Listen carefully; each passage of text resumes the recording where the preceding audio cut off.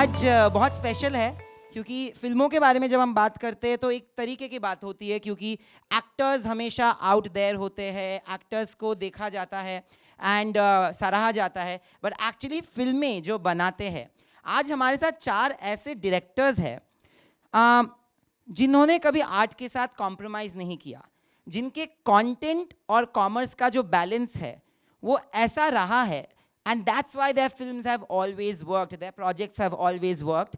And I want to introduce all the 4 people together, Anis sir, Amit sir, Raj and DK.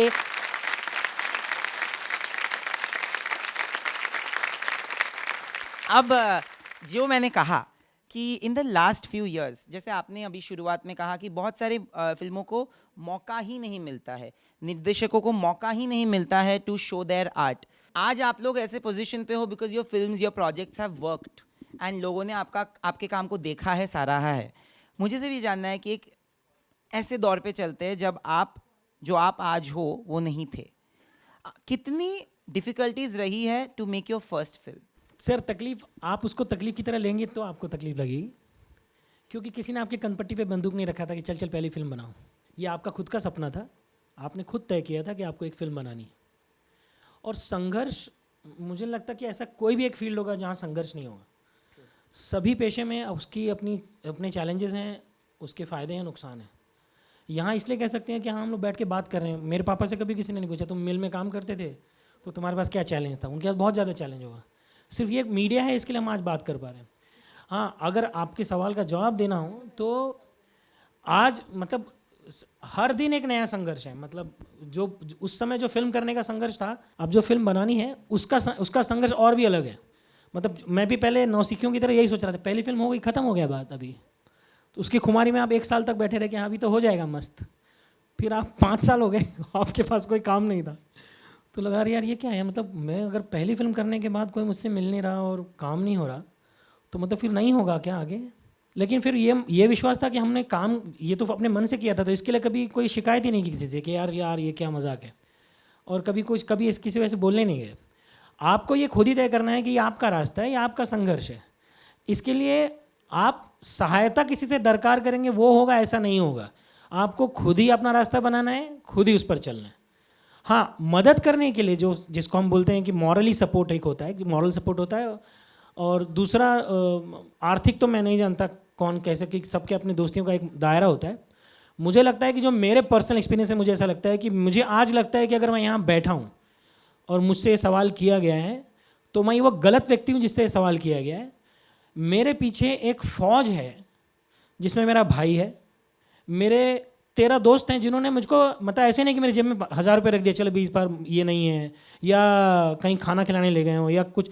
वो ऐसे दोस्त हैं जिन्होंने सिर्फ ना कहते हुए ये विश्वास रखा कि तुम करोगे ना, तुम्हारा होगा ये. मतलब हमें विश्वास है तुम्हारी कहानियों में, और तुम जो कहानी बोल रहे हो इसमें मादा है कि आप आगे जाके कुछ ना कुछ करोगे.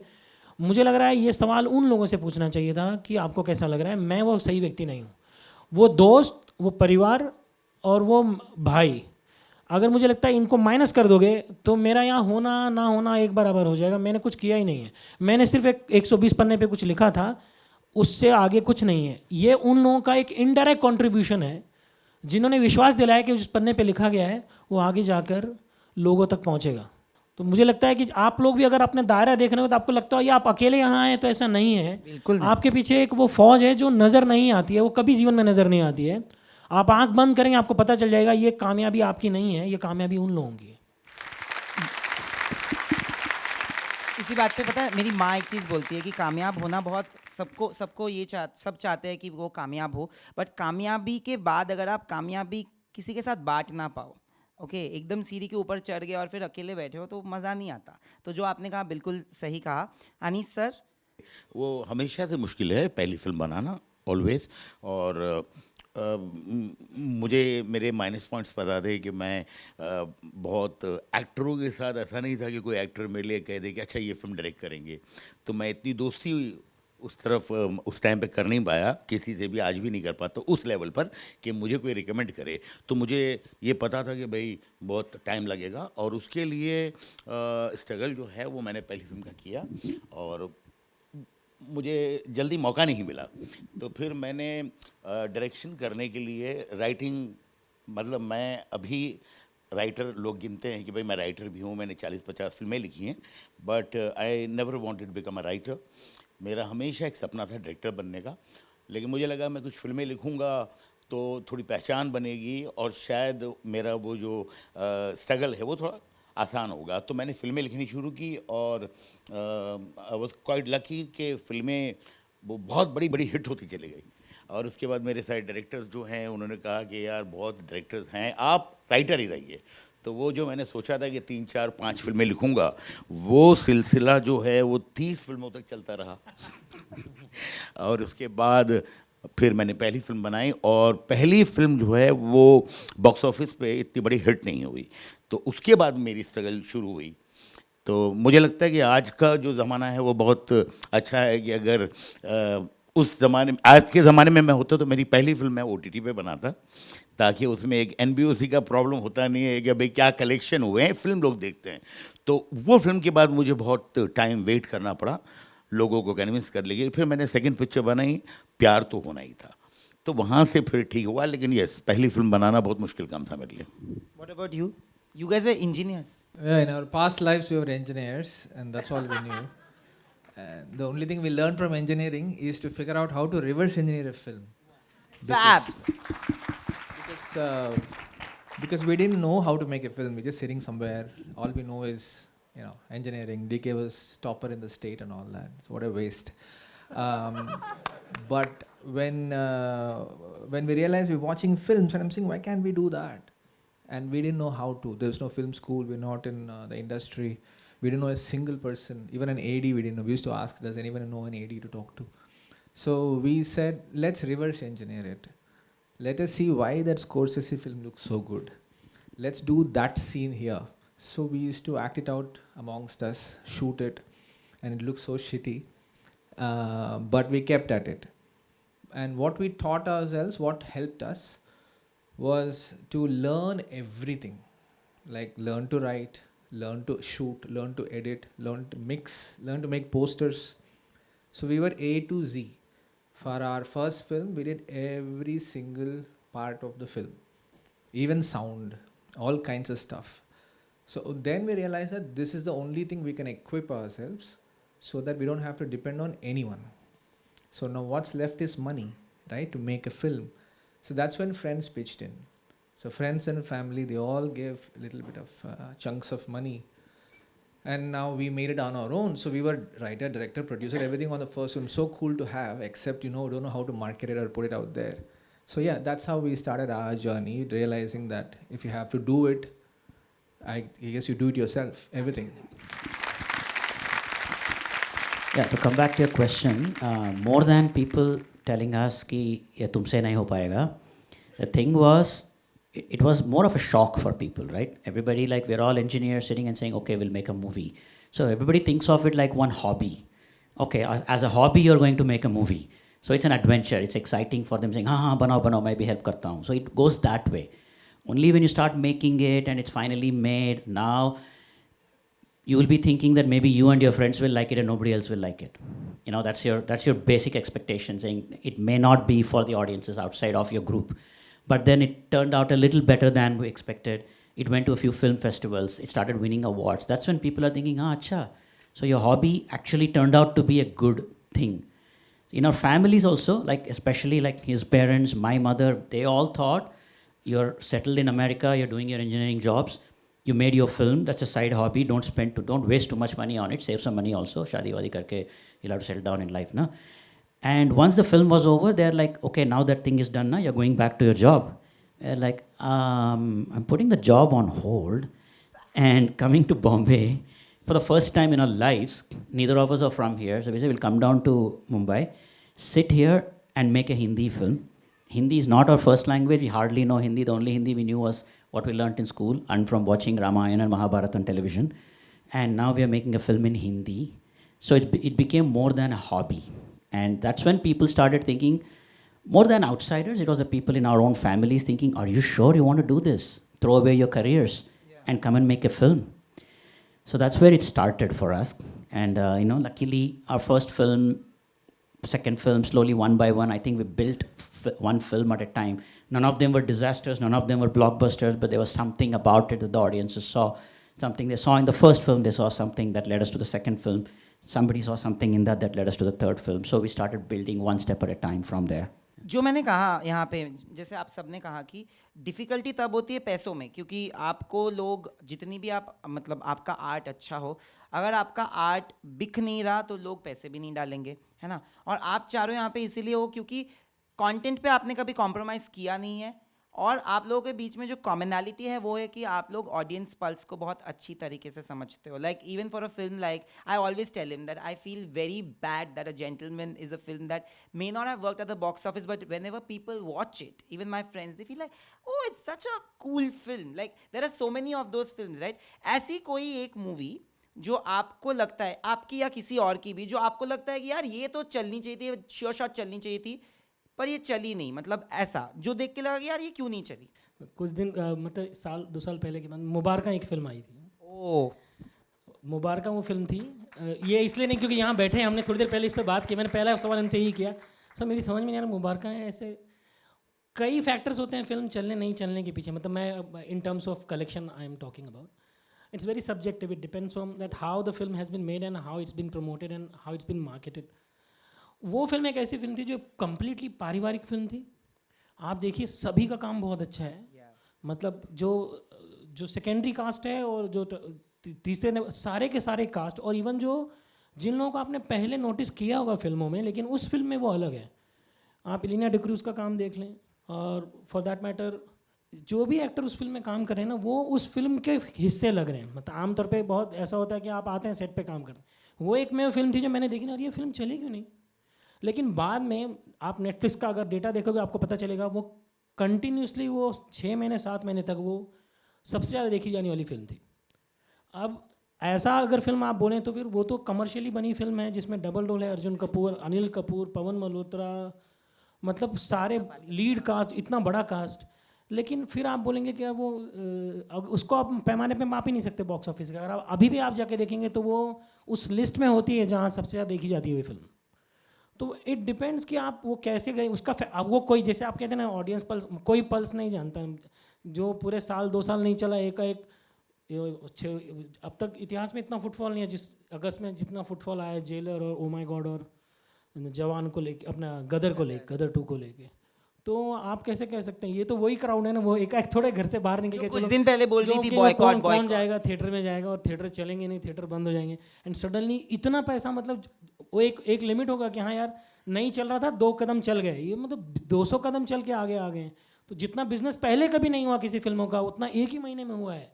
तो फिर आप कैसे कह सकते हैं, ये वही ऑडियंस है जो कहते हैं with the advent of OTT nothing is going to run in theatre. अभी तो मतलब OTT भी है, OTT पे भी कंटेंट अच्छा है, और एक ही प्लेयर नहीं है, 6-7 प्लेयर्स हैं, उसके बावजूद 3 फिल्में भी लगी हैं, उसमें एक साउथ इंडियन फिल्म है जो हिंदी में डब होके आई है, फिर भी फिल्में चल रही हैं। मुझे लगता है वो ऑडियंस ही सबसे माई बाप है, वो खुद ही तय करता है कि मैं तुझको प्यार करूँगा या नहीं करूँगा, और वो आप उससे ज़बरदस्ती प्यार करवा नहीं सकते, वो एक तरफा होगा, वो उसी तरफ से होगा। आप अपना काम करिए, वो अपना काम करेगी। नहीं, कुछ फिल्में ऐसी होती हैं जिसमें आपको उम्मीद होती है कि वो बहुत बड़ी हिट होंगी, इसलिए कि उसका मुझे लगता है ग्रामर जो होता है फिल्म का, वो मुझे लगता है ग्रामर बिल्कुल सही है। फॉर एग्जांपल जैसे मैंने जब वेलकम बनाई तो नाना जी जो है वो मेरे बहुत, तो नाना जी जो हैं वो बड़े कमाल एक्टर हैं, बहुत अच्छे दोस्त भी है। उन्होंने मुझे बोला कि यानी मुझे यार 2 रीज़न बताओ कि ये फिल्म मैं क्यों करूं।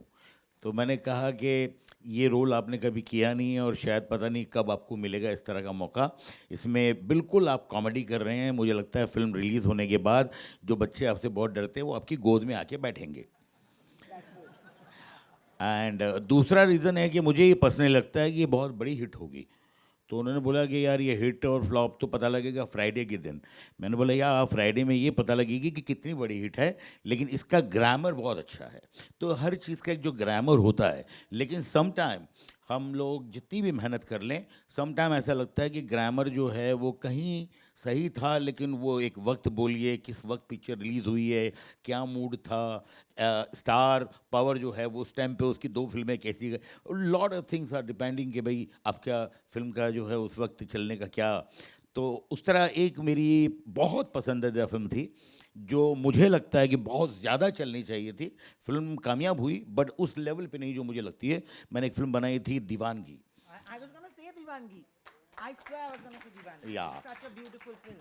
तो जितनी भी वो चली लोगों ने मुझे लगता है उससे कहीं ज़्यादा वो डिज़र्व करती थी। एक्चुअली पहले ना बॉक्स ऑफिस के साथ नहीं नापते थे, मतलब figures were not the parameter to define a movies whether a movie is good or bad. There's a difference between being a good film, bad film, and a flop film, hit film. As directors, do you feel that not just audience, आज तो audience भी box office करती है because the news articles come like that. They are also driven by numbers. Instagram पे कितनी following है, सब कुछ numbers हो गया है. But क्या आपको लगता है कि producers भी, ये producers या फिर industry as a whole, ये division नहीं कर पाती कि एक अच्छी film शायद उतना ना कमा पाए और एक बहुत बड़ी ब्लॉकबस्टर भी शायद अच्छी फिल्म ना हो, ये जो डिवीजन है या ये सोच नहीं है? See, we tell ourselves that we are audience turned filmmakers because we weren't in the we were audience watching all these films, and you ask a friend, somebody says, how do you like the film? I said, I love the film, I don't like the film, whatever you want to talk about it. That was the parameter, right? You like a film or not. So when I used to ask, when I used to go to Hyderabad, then I used to ask every time I go there, I used to ask, show on hoarding and ask the taxi guy, how is this film? And he'll say flop hai, or like he'll say average hai, below average hai, above average hai.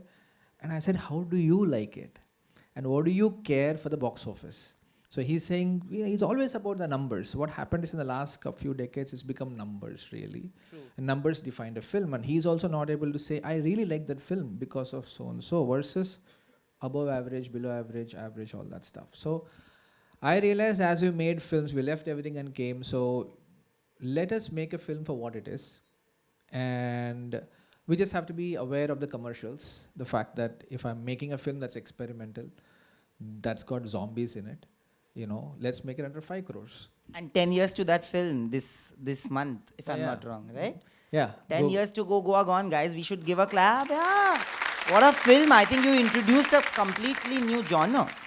So that's what we are very proud of Go Goa Gone. It did well. It could have done phenomenally well according to us. But I'm so glad that it did what it did, and it is what it is. After 10 years, people are still asking for a sequel, so there's a lot to it. What's contrasting for that for me is that after many years, we thought we should do similar, like in that genre, and we made Stree this time.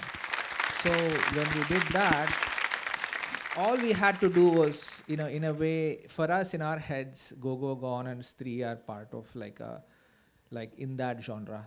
Movie 1, movie 2, we'll make another one later. But that was just that. It was the time and place for Go Go Gone. At that time, it did that much. At this time, it did phenomenally well. True. And all we had to do as filmmakers was to look at it from a slightly different angle. So I didn't expect Stree to be such a big hit. I was going like Go Go Gone, like it would do that and better, maybe. So it's really, I think for us, we realize, especially now doing series, The Family Man and all this, we realize that it's great to just put all our efforts in making a solid film or a series. The fate, you don't worry about it. I mean, I'm not looking like it, but I can quote Gita on that. But Bhagavad Gita is a whole thing, right? You put your karmanya vadikaraste, you put your efforts and don't expect the fruit. And I think that's what we lived by, flop or not, we keep at it. So we are consistently doing the same thing. What didn't work earlier will work now. If it doesn't work now, it will work next. No, it's a good thing because मुझे लगता है कि ये बदलना भी चाहिए सोचना, क्योंकि आप लोगों की मूवी चलती भी है. I remember meeting you during Gentleman, and then I went to the sets of The Family Man, and I saw some incredible stuff happening in that police station that you had built.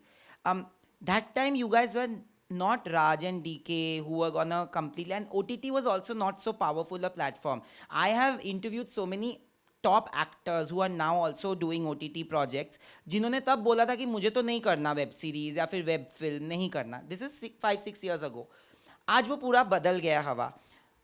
Did you expect, when you say that you didn't expect कि स्त्री इतनी चलेगी, did you expect that a family man and Farzi will become such a revolution that people will just veer towards it? Because you have had so many actors saying no to you for Family Man also. Yeah, we really had to pretty much ask every actor in town to do a series because we were banking on series to work. That's the new world, and we were always for new technology, new format, whatever. So we actually had to drop a film to do the series. We dropped 2 films to Family Man because we really believed so much in the series world. Because at that time, anybody you ask, tell me something to watch, nice to watch, the recommendation was always a series. Even now, if somebody asks me what can I watch, they'll give you a series to watch. So I really wanted to bank on that. No, even the Family Man, we didn't think. We just went off. We said we should change the way spy is looked at in India, because our spies are not like this. So they will be from Chembur and they will ride a scooter or a Sandro and they will struggle for a home loan. So let us make a very, very realistic spy. And where do you get this chance to do? But yeah, middle class guy, world class spy. So DK was actually more confident than me about the Family Man. Yeah, no, I mean, both of us, we for a long time, we wanted to make something in the series format because it was happening around the world and it has not happened in India yet. Like, if you think about it, Family Man is literally one of the first series to come. Not the first series, there were a couple of series that came out, but it was the first year. Just now, when we started making it, no series had even come out in India. Everybody was just now making it. And like he said, actors were like, haan, mujhe bade parde pe karna hai types. Everybody had that problem. But we felt that we are making something as good as a film. It's just a different format. It's like you get to tell a story better. You take longer to tell a story. You can understand the character. You can get into the character more. So it's a great thing for writers, directors, and actors doing a series because now everybody, whenever a film is a hit, everybody asks ki iska sequel chahiye because they want to see that same character again on screen. Yeah. Correct? They want sequels. I mean, you have made sequels, right? Because people have loved the characters. But that's what a series offers. You get to watch the same character for 8 hours or 10 hours. And we sensed that at that time. So when we were making Family Man, somewhere along the line, I mean, the people who were watching the first cut were really, really loving it. So we were like, this is going to be big. As far as OTT big is concerned, but we have no idea of what big on OTT means. But cut to after Family Man releases 6 months later. So we had Stree, which was a blockbuster in 2018. And roughly a year later, Family Man, which was also on OTT, a blockbuster, a year later. And 6 months down the line, I couldn't find a person who hadn't either seen Family Man or heard about it or had something to say about it. Meanwhile, Stree was still being a blockbuster. I think Family Man far overtook it because it is more accessible. It's on OTT. Everybody, one way or another, they watched it. Maybe they watched a pirated version if they didn't want to pay the membership, but they watched it. So I can say that more people watched it, more people loved it, and it stayed on now, right? It's still staying on, and people are still asking us, season 3 kab aa raha hai, season 3 kab aa raha hai. But Amit sir, when I watched OMG2, whoever has watched OMG2, first of all, it is such a wonderful film. हम लोग जब मतलब school में थे ना, हम लोगों को सच में सेक्स एजुकेशन की क्लासेस नहीं थी. Like I'm 31, so I'm talking about from a 90s kid point of view. But my niece, who's 11, who's gonna turn 12 next year, they are taught good touch, bad touch, and they really need to know that.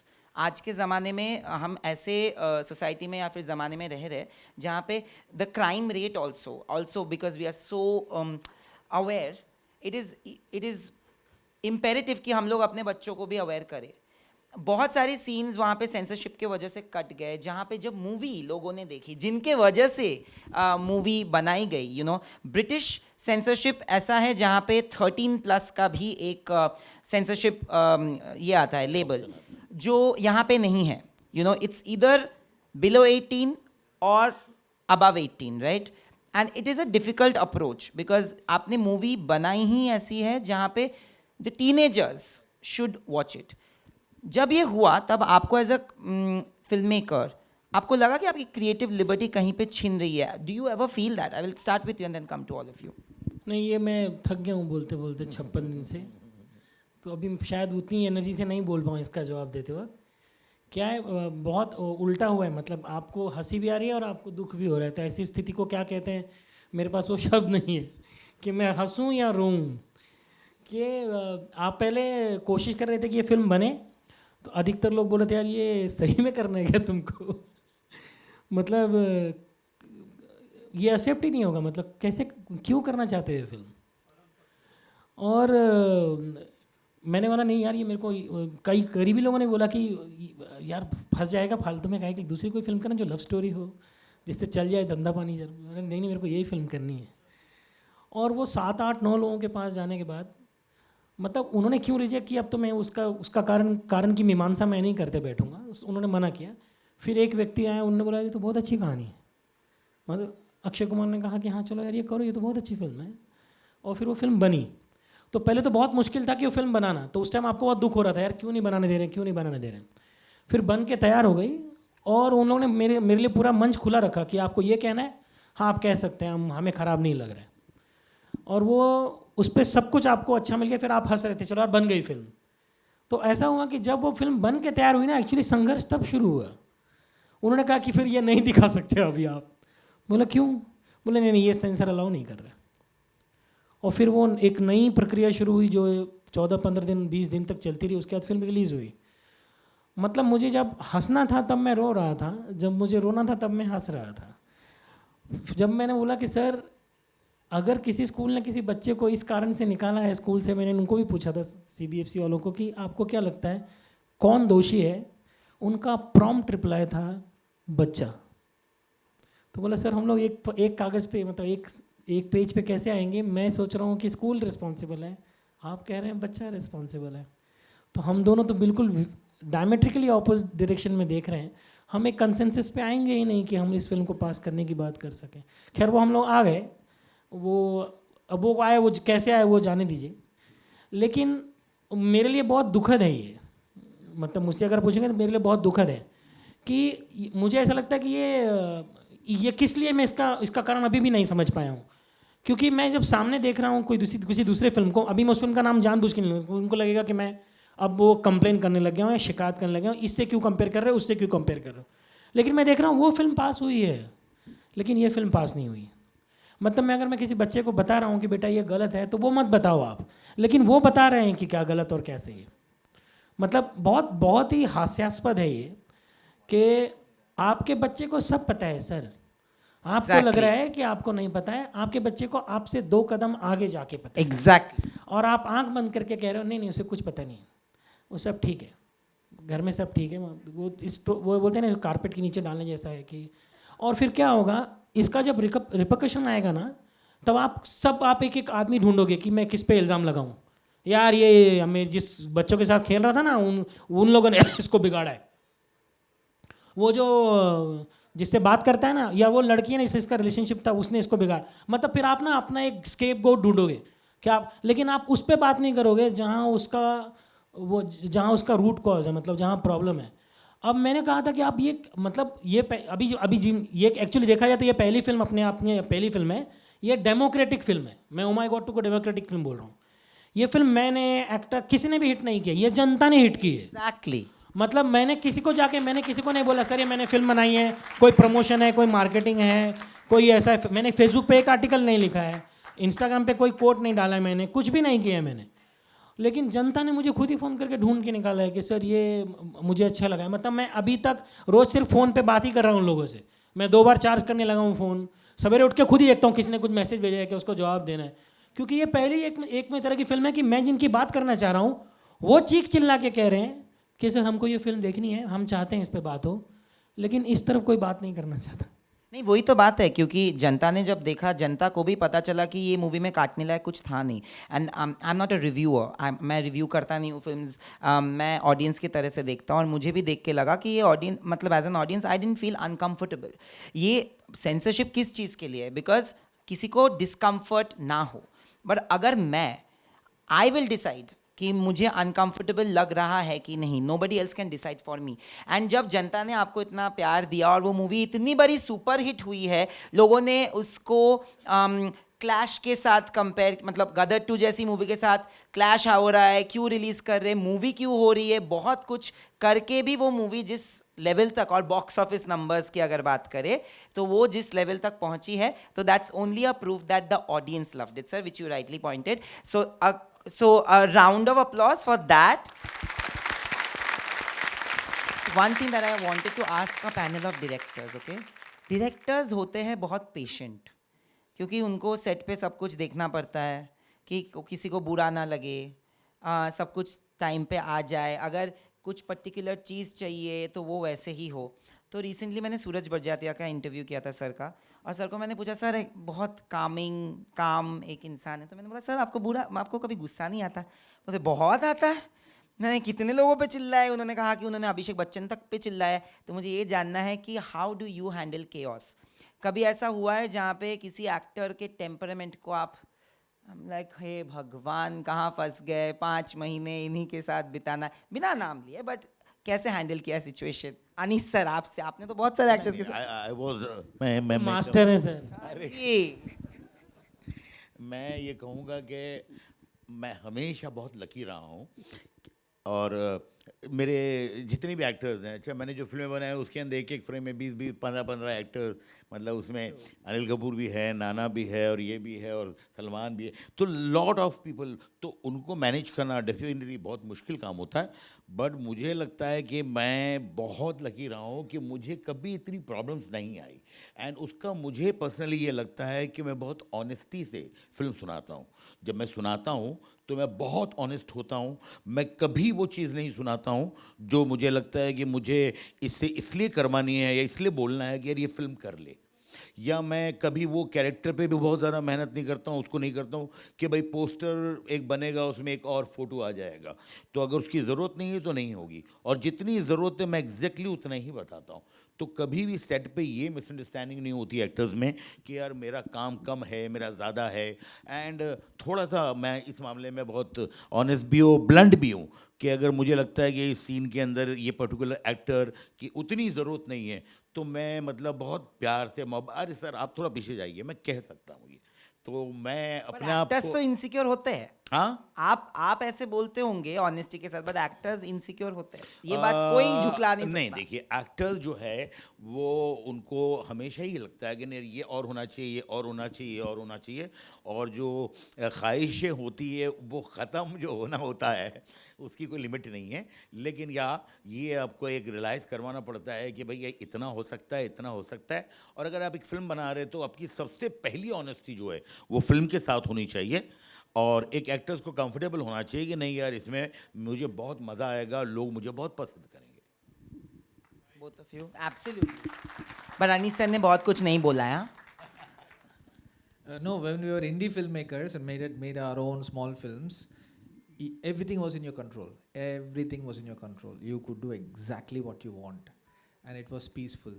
And we had a crew of 10 people. Our first film was exactly 10 people, including us. So it was just. And your everything shot in will your be hands. ready in 5 minutes. And shot is ready immediately. So you stand there. He's still standing there. When I still change the mag and shoot again, lens again, the actor is still there. That was the first film. First 2 films, maybe max. After that, I realized direction is 80% people management. Really, all this rest of the aesthetics, your creativity is all in the back. What is really you spending most of the time is people management, chaos management. Some 250 people on the set. It's never quiet. Everybody's running around. Within that, you have to get that one nice shot, get their best acting out of it. I still feel it. I still feel that why can't we just be quiet and few people sit like this and make you act right now, right? But it's never like that. It's just chaos, constant chaos, and somehow we make it. I always see when we watch the final product, I'm always thinking of what all was happening around it. And that one block was clean. Everything else was crap. So, it's really about that. Like you said, patience is utmost important to be a director, because that is the one thing that gets tested every day because everybody takes time. It's not that people are laxing, everybody's working hard, but everything takes time. Lighting takes 1 hour, production design takes so much time, actor is running late, makeup ka time ho gaya, they come, they don't have the lines, ye prop bhul gaya. So many things happen, and finally it's like when you're about to start the shoot saying action, jaldi karna, because we're running out of time. I'm like, Abhi Sale, everybody took 4 hours. When it comes to my work, I will get 10 minutes to finish the scene. Waisa ho jata hai. So anger is like always there, and sometimes you lose your temper also. Like sometimes you yell at the crew saying silence happens, and everybody like, okay, theek hai, aaj. Everybody knows it's a temporary thing. Everybody knows ki he's not an angry person who is coming angry and shouting and angry all the time. Everybody knows that at one point the stress is so much they'll shout. Everybody is guilty of that. Once in a while you lose your temper and you shout. Everybody's guilty. Or coming to arguments with actors also, like Anis bhai said, we've also been lucky that we worked with actors. We worked with actors. Are you all gonna lie with me knowing the truth? No. Let me say that we worked with actors who have believed in the roles, believed in the stories we are telling in all our shows, right? So I'm not saying there are no arguments. There are arguments. A lot of times we argue also, but of course not in front of everybody. We argue a lot. But see, they also know, whichever actor it is, also knows that whatever we are saying this because we want the show to be good. And we also have the faith that the actor is saying this, that they also don't have an ulterior motive. They're also saying it for the show being good. So we try to understand each other. So we don't fight about it saying, I'm not accusing you that you're spoiling the show. EK is being extremely politically correct. Yeah, you also, Bapre, hello. Nothing. You do realize that I don't know the truth. नहीं, मैं तो मेरे पास ये शब्द नहीं है. आप घर जाते हैं, आप डायरेक्टर होते हैं ना, घर जाते हैं और घर जाके आपने 2 बार बोला कि यार ये खाना, और अगर जरा सा लेट है उन्होंने खाना दो ना यार, तो वहाँ से एक हो जाती है, ये तुम्हारा सेट नहीं है भाई. हाँ, ये तुम्हारा सेट नहीं है, अभी टाइम लगेगा, बन रहा है खाना अभी. तो फिर अरे यार हाँ यार ये तो बना है. मैं आपको बोलूँ कि यहाँ एक सिंपल क्रूड वाक्य है बहुत, एक वो हम लोग हमेशा बोलते हैं कि चाय से ज़्यादा केटली गरम.